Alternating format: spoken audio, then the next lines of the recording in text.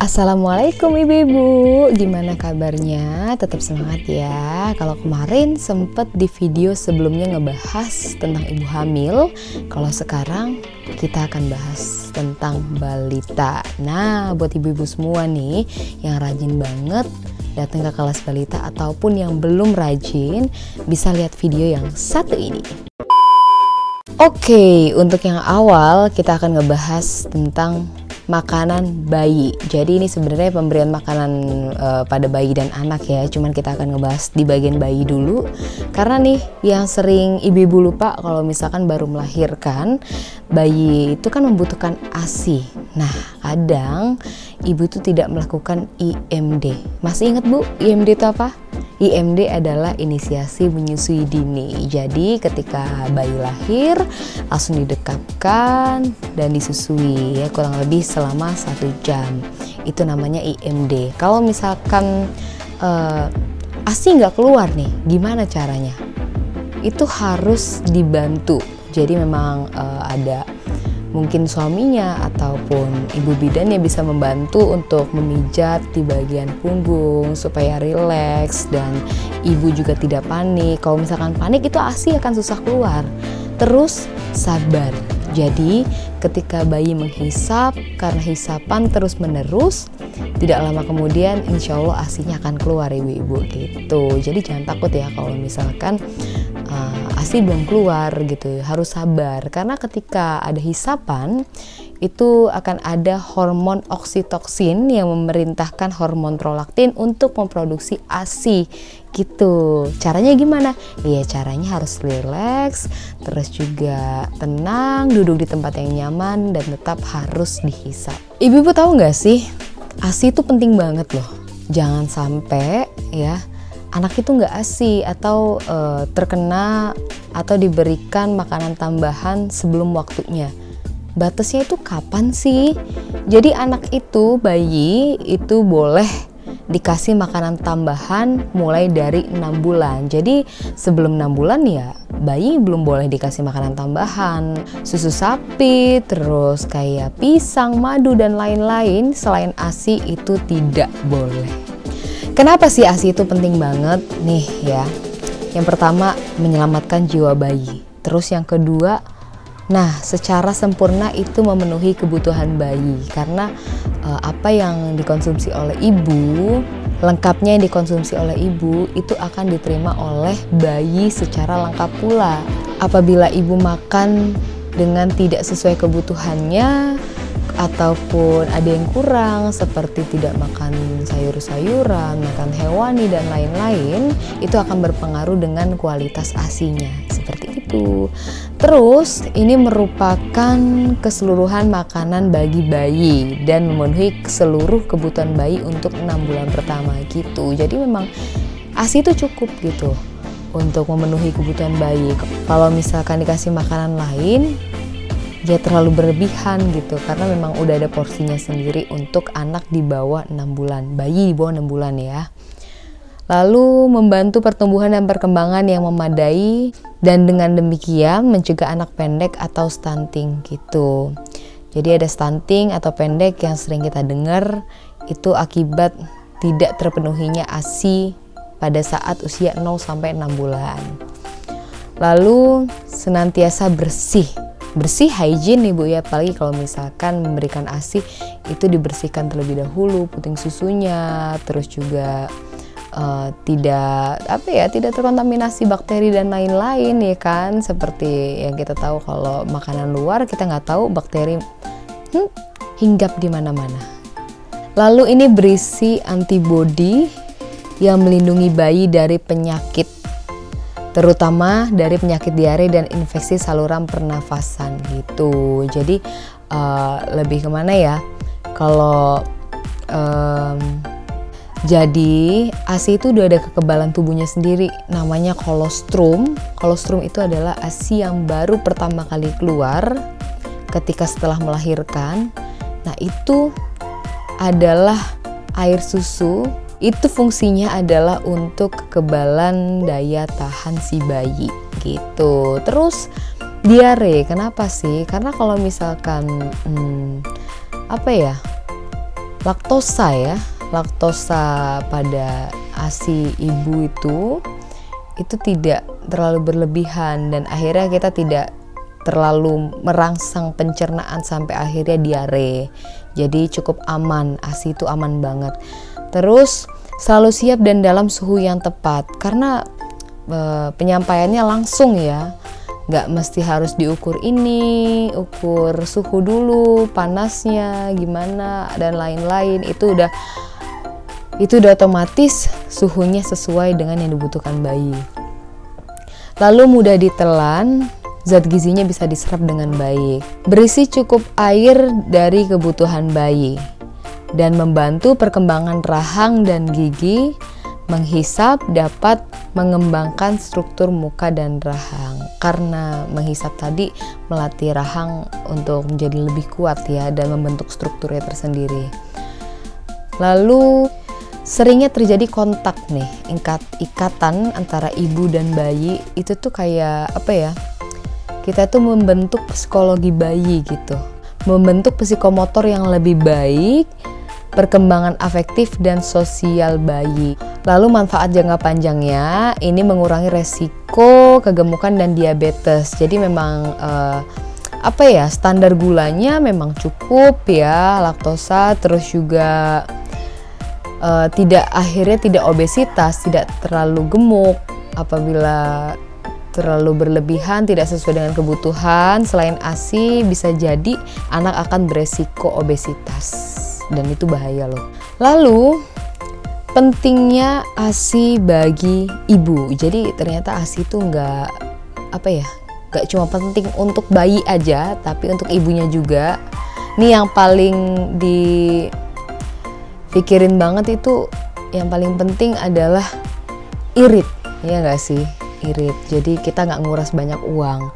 Terus pemberian ASI ini lebih efektif sebagai metode kontrasepsi selama 6 bulan pertama jika ibu memberikan ASI eksklusif. Kalau misalkan ibunya rutin, ASI eksklusif memang benar-benar efektif ya, dan belum menstruasi, itu bisa menjadi KB alami gitu. Terus mendekatkan bayi ke payudara segera setelah lahir akan memudahkan perlepasan plasenta. Ini kalau misalkan ngelakuin IMD, itu plasenta akan mudah lepas ya, karena isapan bayi itu akan mendorong kontraksi uterin gitu. Dan pemberian ASI mengurangi resiko pendarahan setelah melahirkan. Jadi kalau misalkan IMD, kita mengurangi ya resiko dari pendarahan itu tadi. Dan menyusui dengan segera dan sering dilakukan akan mencegah pembengkakan payudara. Kalau terlalu berlebih isinya bisa jadi bengkak ya.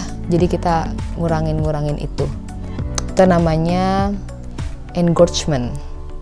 Oke, terus pemberian ASI mengurangi beban kerja ibu dan ibu tidak perlu menghabiskan waktu untuk membeli sufor atau merebus air dan lain-lain. Jadi nggak ribet, instan, tinggal bersihin aja terus udah deh ya kan. ASI tersedia setiap saat, selalu bersih, bergizi dengan suhu yang tepat gitu. Tadi udah dijelasin di awal ya, suhunya pasti tepat banget karena kita tuh memang udah pada dasarnya tuh berkah dari Tuhan gitu. Pemberian ASI irit, udah tadi udah dijelasin. Terus pemberian ASI menciptakan ikatan antara ibu dan anak, antara ibu dan bayi, ikatannya akan lebih erat lagi. Dan pemberian ASI mengurangi resiko kanker payudara dan kanker rahim. Tuh ternyata memang penting juga buat ibu yang memang menjaga kesehatannya, jangan sampai ya namanya kena kanker payudara ataupun kanker rahim. Makanya dikasih berkah tuh, dikasih rejeki ya, dibagi-bagi ke anaknya, jangan sampai disimpan sendiri akhirnya malah memupuk penyakit. Jangan.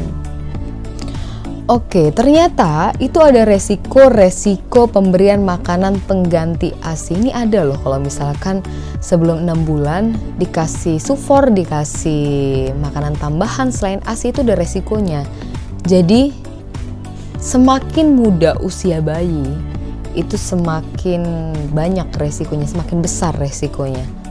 Pertama, resiko kematian yang lebih besar. Itu bayi yang tidak mendapatkan ASI beresiko kematian 14 kali lebih besar dari bayi yang diberi ASI eksklusif selama 6 bulan. Wah, lumayan ya ngerinya. Terus susu formula tidak memiliki antibodi yang dapat melindungi bayi dan penyakit. Tubuh ibu membuat air susu dengan antibodi yang melindungi dari penyakit tertentu dalam lingkungan ibu dan anak. Jadi memang ternyata perbandingannya cukup jauh ya. Jadi antibodinya tuh lebih ada di air susu ibu. Kalau misalkan tidak IMD dan tidak mendapatkan kolostrum, ya bayi tidak akan mendapatkan kekebalan tubuh yang baik. Karena tadi fungsinya kolostrum itu adalah antibodi pertama yang dibutuhkan oleh bayi. Terus bayi itu kesulitan mencerna yang namanya susu formula. Karena susu formula ini sulit dicerna oleh bayi dan ini sama sekali bukanlah makanan yang sempurna bagi bayi. Ingat ya, ini bukan makanan yang sempurna. Lalu ini juga sering mengalami diare apabila tidak diberikan ASI ya. Jadi kemungkinan diare itu lebih tinggi, lebih sering sakit dan lebih parah penyakitnya karena anak usia kurang dari 6 bulan yang diberi makanan campuran itu bisa beresiko lebih tinggi untuk terkena diare. Terus bisa lebih sering terkena infeksi saluran pernafasan. Serem banget ya. Terus juga beresiko lebih besar untuk mengalami kurang gizi terutama bayi. Jadi karena makanannya tidak sempurna itu tadi, jadi bisa kekurangan gizi. Kurang berkembang, pertumbuhannya terganggu sampai akhirnya anak bisa stunting. Yang dipikirin tuh bukan sekarang, tapi kedepannya anak akan tumbuh tinggi atau tidak itu tergantung sekarang. Apalagi masa emas itu dari 0 ya, dari 0 hari kehidupan, yaitu dari awal kehamilan sampai anak usia 2 tahun. Pokoknya banyak banget bahaya-bahaya yang bisa disebabkan oleh tidak diberikannya ASI. Nggak bisa disebutin satu-satu juga, banyak banget. Tadi udah lumayan banyak ya kan, udah cukup bahaya juga, cukup ngeri gitu. Apalagi kalau misalkan sampai yang bisa terkena kanker, HIV dan lain-lain, itu kan serem ya. Jadi cobalah untuk ASI. Oke, tadi kita udah membahas tentang ASI. Jadi pentingnya ASI, resikonya bayi tidak diberikan ASI dan lain-lain. Cuman tadi belum lengkap. Kalau misalnya pengen tahu lengkapnya lagi, ikutin terus, subscribe YouTube channelnya dan jangan lupa untuk ditonton ya. Di-share juga boleh ya. Nanti akan ada video selanjutnya membahas tentang bagaimana cara menyusui, terus bagaimana cara penyimpanan ASI dan lain-lain. Dan sekarang kita akan membahas porsi makanan untuk usia bayi 6 bulan. Jadi bayi boleh diberikan makan ketika umur 6 bulan. Sekarang kita akan bahas makanan apa saja yang sudah diperbolehkan atau berapa kali sih makan sehari untuk bayi yang berusia 6 bulan atau 6-9 bulan atau 9-12 bulan. Pokoknya kita akan bahas di sini. Ikutin terus. Pemberian makan pada bayi 6-9 bulan. Anak harus mulai dikenalkan dan diberi makanan pendamping ASI sejak umur 6 bulan. Makanan utama adalah makanan padat yang diberikan secara bertahap. Dari bentuk, jumlah, dan frekuensinya dapat dilihat pada tabel ya. Dan ASI jangan lupa, diberikan sampai anak usia 2 tahun. MPASI yang baik yaitu padat energi, protein, dan zat gizi mikro. Salah satunya adalah zat besi, zinc, kalsium, vitamin A, vitamin C, dan folat. Tidak berbumbu tajam, tidak menggunakan gula, garam, penyedap rasa, pewarna, ataupun pengawet. Yang pasti ini mudah ditelan dan disukai anak. Lalu tersedia lokal dan harganya terjangkau. Untuk umur 6-9 bulan, bentuk makanan yang diberikan adalah ASI, lalu makanan lumat seperti bubur dan makanan keluarga yang dilumatkan. Berapa kali dalam sehari?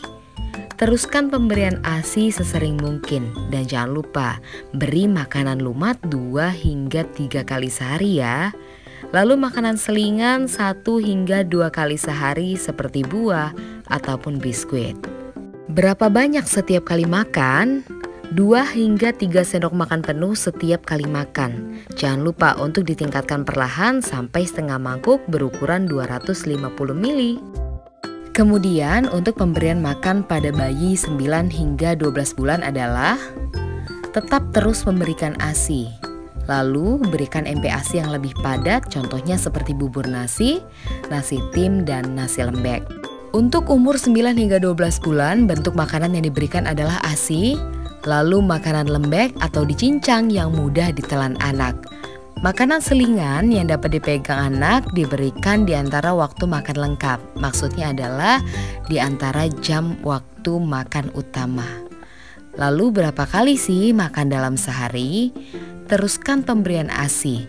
Lalu berikan makanan lembek 3 hingga 4 kali sehari dan makanan selingan 1 hingga 2 kali sehari. Berapa banyak setiap kali makan? Setengah sampai dengan 3/4 mangkuk berukuran 250 ml. Cara pemberian MPASI. ASI tetap diberikan, kemudian MPASI. Berikan aneka ragam makanan yang terdiri dari makanan pokok, yaitu seperti nasi, ubi, atau sagu. Lalu lauk hewani seperti ikan, telur, hati ayam ataupun daging, dan lauk nabati seperti tempe, tahu, dan kacang-kacangan. Tidak lupa pula untuk diberikan sayur dan buah-buahan, serta beri makanan selingan 2 kali sehari.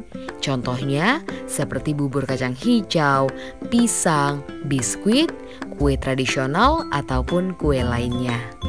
Utamakan memberikan MPASI dari bahan makanan lokal. Jika menggunakan MPASI buatan pabrik, jangan lupa untuk baca cara pakainya dan perhatikan tanggal kadaluarsanya. Ajari anak makan sendiri dengan sendok dan ajari juga minum sendiri dengan gelas. Perhatikan kebersihan makanan.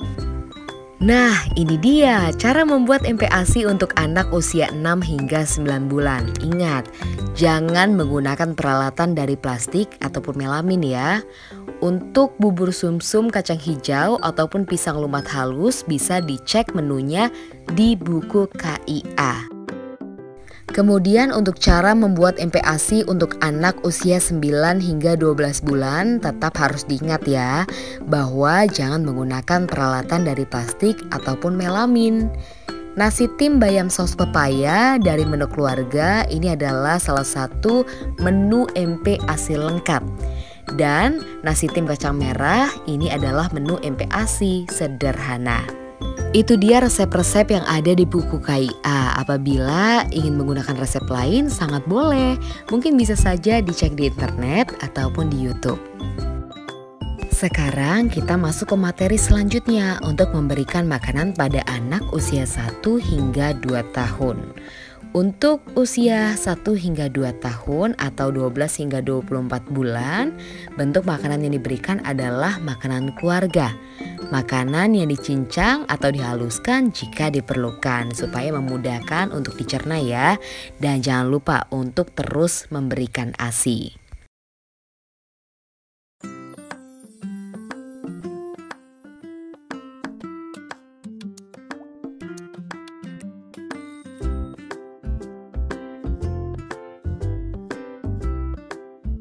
Untuk porsi yaitu 3/4 sampai dengan 1 mangkuk ukuran 250 ml. Sedangkan untuk porsi lauk seperti hewani yaitu 1 potong kecil ikan atau daging, ayam ataupun telur. Serta 1 potong kecil tempe, tahu ataupun 1 sendok makan kacang-kacangan untuk lauk nabati. Sedangkan porsi sayuran yaitu 1/4 gelas. Dan untuk porsi buah yaitu 1 potong serta diberikan selingan sebanyak setengah gelas bubur ataupun 1 potong kue atau 1 potong buah. Untuk di atas umur 2 tahun lanjutkan beri makan makanan orang dewasa. Tambahkan porsinya menjadi 1 piring, beri makanan selingan 2 kali sehari. Jangan berikan makanan manis sebelum waktu makan, sebab bisa mengurangi nafsu makan.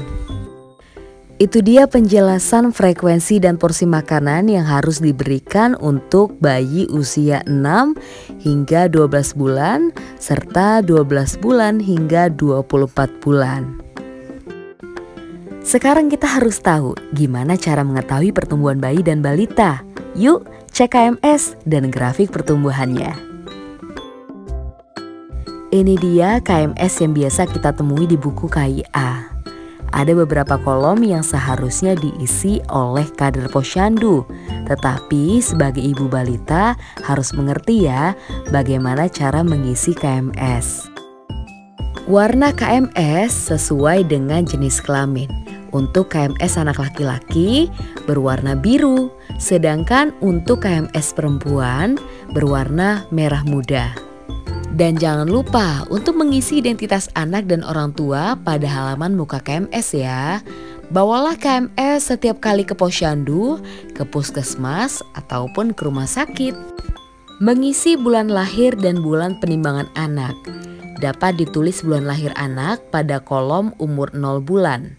Lalu tulis semua kolom bulan penimbangan berikutnya secara berurutan.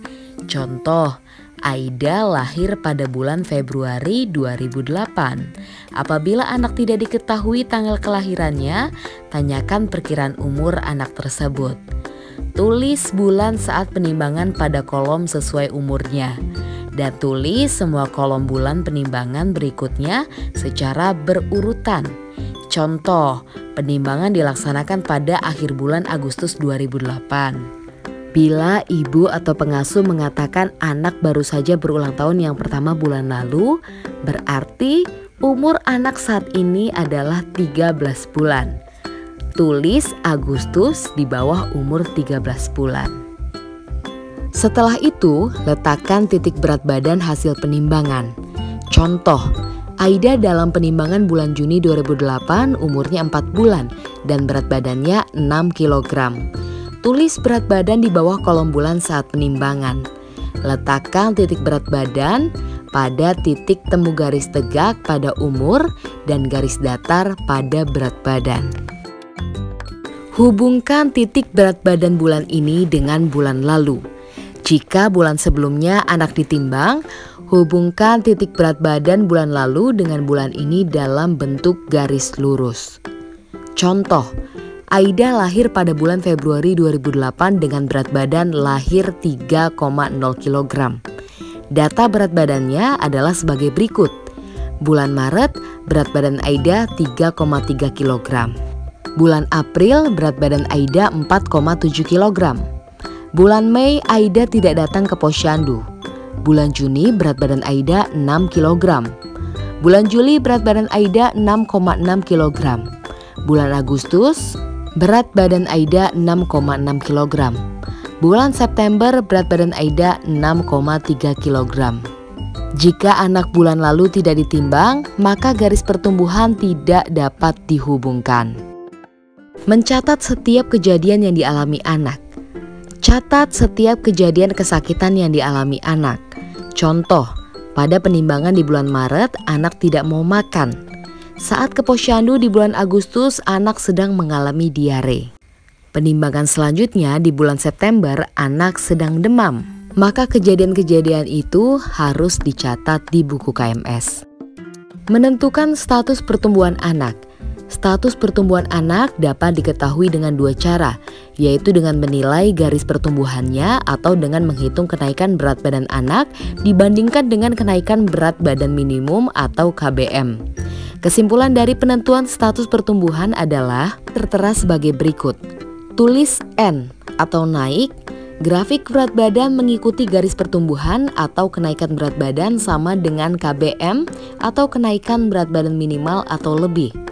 Tulis T yang berarti tidak naik. Grafik berat badan mendatar atau menurun, memotong garis pertumbuhan di bawahnya atau kenaikan berat badan kurang dari KBM. Contoh di samping menggambarkan status pertumbuhan berdasarkan grafik pertumbuhan anak dalam KMS. Pada titik A dikatakan tidak naik atau T, bahwa grafik berat badan memotong garis pertumbuhan di bawahnya kenaikan berat badan, yaitu kurang dari KBM kurang dari 800 gram. Sedangkan pada titik B dikatakan naik atau N bahwa grafik berat badan memotong garis pertumbuhan di atasnya. Kenaikan berat badan lebih dari KBM yaitu lebih dari 900 gram. Lalu pada titik C dikatakan naik atau N bahwa grafik berat badan mengikuti garis pertumbuhannya. Kenaikan berat badan lebih dari KBM yaitu lebih dari 500 gram. Pada titik D dikatakan tidak naik atau T bahwa grafik berat badan mendatar, kenaikan berat badan kurang dari KBM yaitu kurang dari 400 gram. Dan pada titik E tidak naik atau T bahwa grafik berat badan menurun. Grafik berat badan kurang dari KBM yaitu kurang dari 300 gram.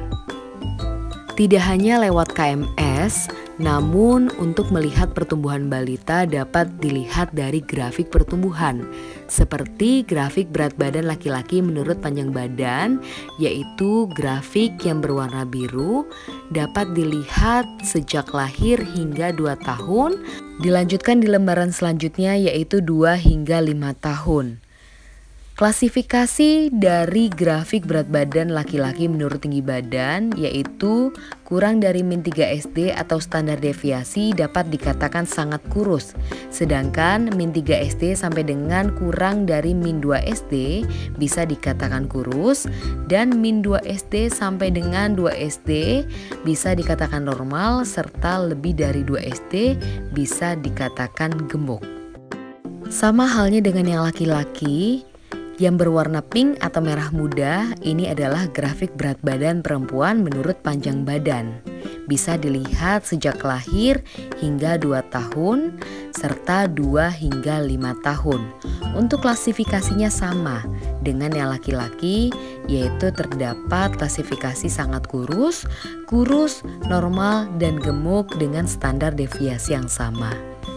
Sedangkan ini adalah grafik panjang badan anak laki-laki menurut umur sejak lahir hingga 6 bulan.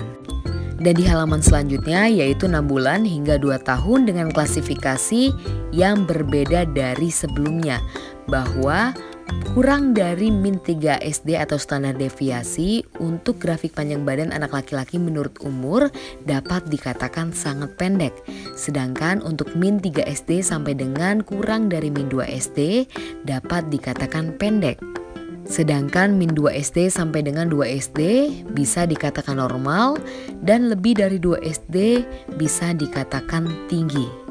Itu dia klasifikasi grafik panjang badan anak laki-laki menurut umur untuk mencari bahwa anak ataupun bayi dapat dikatakan stunting ataupun tidak, tergantung dari grafik pertumbuhannya. Begitupun dengan grafik panjang badan anak perempuan menurut umur yang berwarna merah muda ataupun pink, sama pengisiannya dengan yang laki-laki. Hanya saja warnanya yang berbeda dan ukurannya yang berbeda, bahwa tinggi badan laki-laki dan tinggi badan perempuan standarnya tetap berbeda. Untuk cara pengisiannya hampir mirip dengan KMS, yaitu dengan mentitik-titikkan sesuai dengan kolom yang dibutuhkan. Contohnya, di sebelah kiri ada kolom panjang badan, di bawah ada kolom umur. Diisi sesuai dengan panjang badan saat ini dan umur saat ini, lalu dapat ditarik dan ditemukan titiknya. Dan jangan lupa untuk anak 2 tahun ke bawah dilakukan pengukuran panjang badan, yaitu dengan berbaring dan menggunakan alat seperti infantometer. Sama halnya dengan yang laki-laki, untuk anak balita usia 2 hingga 5 tahun dapat dicari tinggi badannya dengan melakukan pengukuran dengan berdiri, yaitu menggunakan alat seperti microtoys. Yaitu tadi makanan-makanan yang harus dipenuhi oleh bayi ya, yang sudah mulai makan mulai umur 6 bulan. Dan apabila bayi ataupun balita kurang dari kebutuhan gizinya, maka akan terjadi masalah-masalah gizi seperti stunting, kurang gizi, dan lain-lain. Jadi kalau bisa diikutin ya, apabila yang dalam sehari biasanya makan 2-3 kali sehari tapi porsinya cuma sedikit, nah ibu tuh harus lebih kreatif lagi. Gimana caranya? Harus sesuai porsinya. Kalau misalkan tadi sempet anak usia 6-9 bulan makan dalam sekali makan tuh harus setengah gelas ya. Oke, kalau misalkan tadi anak usia 9-12 bulan diberikan kebutuhannya 250 ml, berarti 1 gelas ini ya. Berarti kalau 3 kali berapa? 3 gelas. Kalau misalnya dalam sekali makan balita atau bayi tidak makan sesuai kebutuhannya, misalkan cuma setengah doang, berarti kan kurang ya kalau untuk 3 kali makan. Berarti untuk memenuhi kebutuhannya 3 gelas ini dalam sehari, yaitu dengan cara 6 kali makan. Jadi diberikan tuh sedikit tapi sering gitu. Itu tadi ibu dituntut kreatif dan inisiatif untuk memberikan kebutuhan gizi anak yang sesuai dengan anjurannya, seperti itu. Oke, tadi sudah membahas tentang makanan, dan selanjutnya karena masa pandemi COVID-19 ini mungkin ada beberapa ibu yang masih menutup diri untuk keluar dan melakukan posyandu untuk berkumpul beramai-ramai, dan kita juga meminimalisir supaya kita tidak berkerumun ya. Jadi buat ibu-ibu yang mau melakukan pertumbuhan bisa dengan cara datang ke kader posyandu masing-masing desa ya, di masing-masing desa kan ada posyandunya. Datang ke kadernya, melakukan pengukuran tinggi badan dan berat badan, dan lalu melakukan pemantauan sendiri. Bisa dilakukan pemantauan sendiri, nanti akan dijelaskan dengan cara melihat buku KMS ataupun grafik pertumbuhan tinggi badan yang ada di buku KIA. Kalau gitu berikut penjelasannya. Gimana? Sudah paham? Wah, semoga ibu-ibu semua paham ya. Jangan lupa untuk selalu taatin protokol kesehatan yang berlaku. Kalaupun ibu-ibu semua tetap melakukan posyandu dan mengikuti kelas balita, tetap menggunakan masker, jaga jarak, dan menggunakan hand sanitizer atau mencuci tangan pakai sabun sebelum melakukan aktivitas kelas balita. Jangan lupa untuk like, share, subscribe YouTube channel Gizi PRI Banjar Agung. Dan buat ibu-ibu semua, sampai ketemu lagi. Terima kasih banyak sudah menyaksikan video ini. Dan jangan lupa juga untuk terus mengikuti video-video selanjutnya yang akan di-share.